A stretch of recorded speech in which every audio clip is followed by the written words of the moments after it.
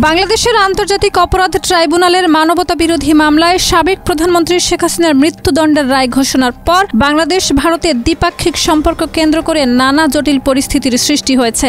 রায়ের পরপরই বাংলাদেশ সরকার ভারতের কাছে নোট ভার্বাল পাঠিয়ে আবারও শেখ হাসিনাকে প্রত্যাপনের জন্য অনুরোধ জানিয়েছে। তবে ভারতের পক্ষ থেকে এখনো আনুষ্ঠানিক কোনো প্রতিক্রিয়া পাওয়া যায়নি।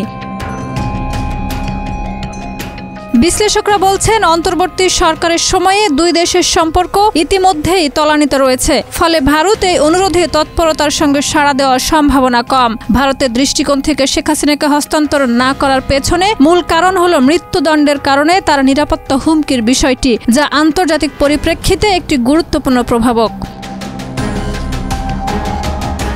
4 গুণ শক্তিশালী এনজাইম ও অধিক ফেনা সমৃদ্ধ অরিক্স সিলভার ওয়াশ মাত্র 70 টাকায়। নির্বাচনের মাধ্যমে ফেব্রুয়ারিতে নতুন সরকার ক্ষমতায় আসার পরও সম্পর্ক স্বাভাবিক হবে কিনা তা অনেক অংশে নির্ভর করবে নতুন সরকারের বৈশিষ্ট্য, রাজনৈতিক দৃষ্টিভঙ্গি এবং শেখ হাসিনা আওয়ামী লীগের রাজনৈতিক সক্রিয়তার উপর।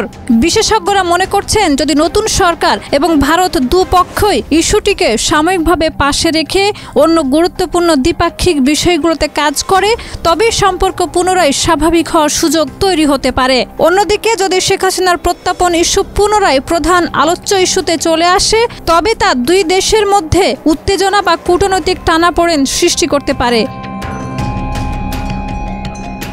বাংলাদেশের আদালতে মৃত্যুদণ্ডের রায়ের পর ভারতের কাছে প্রত্যাপনের অনুরোধ জটিল হয়ে গেছে, কারণ আন্তর্জাতিক ও দেশীয় আইন নিরাপত্তা উদ্বেগ এবং মৃত্যুদণ্ডের হুমকি প্রভাব ফেলেছে। তাই শুধু বাংলাদেশ চাইলেই ভারত রাজি হবে না। নির্বাচনের পরও শেখ হাসিনা ইস্যু সম্পর্কের জন্য একটি গুরুত্বপূর্ণ, যদিও পরিচালনাযোগ্য চ্যালেঞ্জ থাকবে। বিশেষজ্ঞরা মনে করছেন, ইস্যুটি সাময়িকভাবে পাশে রেখে সহযোগিতা করলে সম্পর্ক ধীরে ধীরে স্বাভাবিক হতে পারে এবং নতুন সরকারের দৃষ্টিভঙ্গি ও কৌশলী ভবিষ্যৎ নির্ভর করবে।